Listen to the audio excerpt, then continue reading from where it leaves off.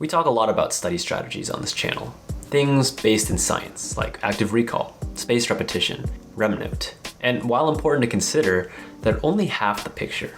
The other half is our mindset. You see, we're not machines. Take a printer, for example. A printer has one function, and regardless of what needs printing, it'll do a reliable, consistent job without any pushback. But we're different. We have a brain and emotions and sarcasm. Can you imagine if your printer gave you sass?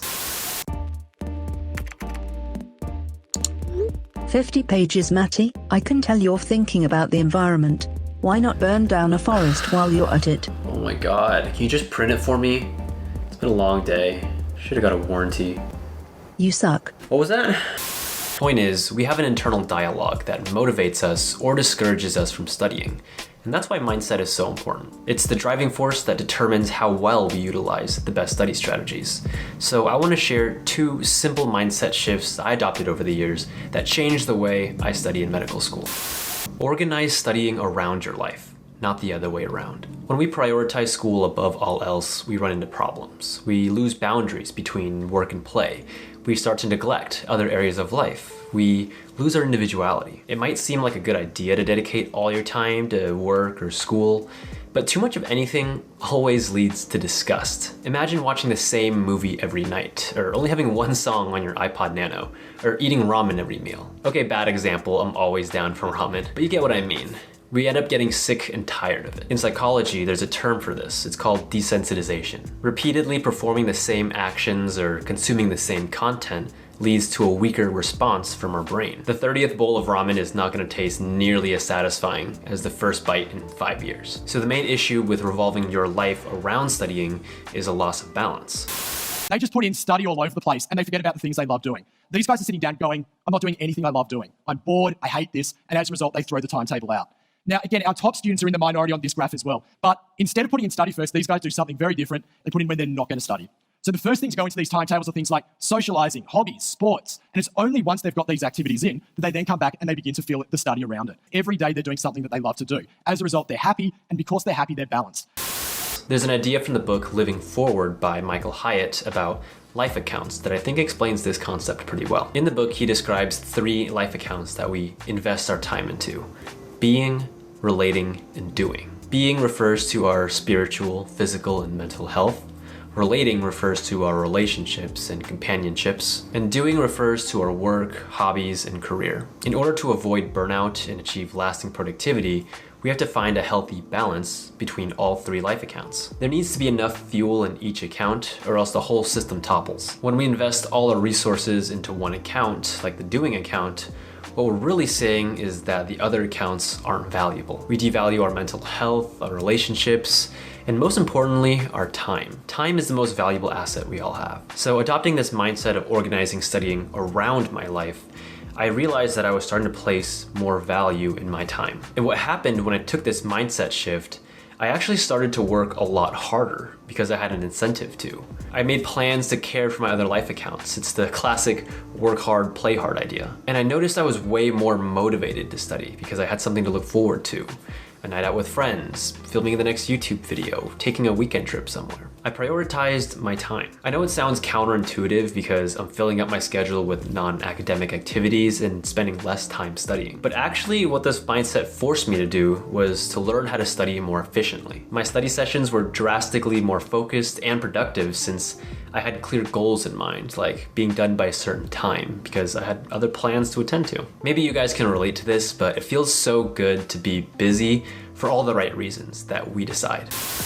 The next idea is to embrace challenges. This idea is based on Carol Dweck's research on the growth mindset, which is something I stumbled upon a few years ago that definitely changed my life. She found remarkable differences in outcomes for academic success based on the student's perception of failure and challenges. One of the most important ways to stay motivated and excited to learn is by reframing this idea of failure and challenge. It's tough to just brush off a poor exam score or a rough day at work. Trust me, I know. I've failed important exams before. It's A huge L to the ego, especially when you know that you tried your best. I felt dumb. I felt inadequate, like I didn't deserve to be in medical school and that everyone would judge me for it. But that destructive thinking is toxic, and that's what Carol Dweck describes as the fixed mindset. Students with a fixed mindset are overly concerned about their image. They tend to avoid challenging problems or difficult studies because they're afraid to be seen as incompetent. They'd rather be the best player on like the co-ed intramural team than the worst player on a D1 college team. Fear of failure is such a crippling idea that they'd rather just not try at all. In contrast, students who adopt the growth mindset are more focused on their potential. These students invite challenging problems and difficulty because they feel it tests their abilities. They have confidence in themselves that they can achieve more and view failure in a positive light as a learning experience. During my first year of medical school, I definitely had this lousy fixed mindset. In lectures, when professors would ask questions, I wouldn't raise my hand to answer. Even when I was pretty sure I knew the answer, I had this irrational fear of failure and scrutiny, and it just got to my head. Even when I didn't fully understand something, I wouldn't ask for clarification because I didn't want everyone to think that I wasn't smart or that I wasn't paying attention. And not gonna lie, it's possible that I actually wasn't paying attention, but still. It took me some time to realize how self-destructive this way of thinking is because it wasn't helping me perform any better. Avoiding challenges and failure might work for a little bit, but eventually, there's gonna come a time when you have to take responsibility for what you know and make important decisions. It's always nerve-wracking to try something new for the first time. But in those situations, we have a choice. Do I wanna approach this with a fixed mindset or a growth mindset? I remember the first time I put an IV in someone. I was working in the emergency department and I was sweating bricks. I was really nervous. It was an older lady who had been extremely tired and feverish for a few days. And I remember the moment she sat down, she said, "Just so you know, everyone tells me I'm a really, really hard stick, so good luck." It just so happened that shift that I was working with my clerkship director, and there were other nursing students in the room and resident doctors, so I had an audience. And at that moment, I had like an existential crisis in my head, like, oh my God, I'm gonna look so bad if I don't get this. Everyone's just gonna think I suck. I was going back and forth in my head, like, do I wanna do this or do I wanna hand it off to someone else? And just as I was about to throw in the towel, I heard one of the residents behind me whisper, "Oh man, if he can't get this, I really want to try and do it." And I guess hearing that statement was enough to push me into the growth mindset. I instead got pumped up by the challenge, not frightened by it. Like, hell yeah, I can get this IV.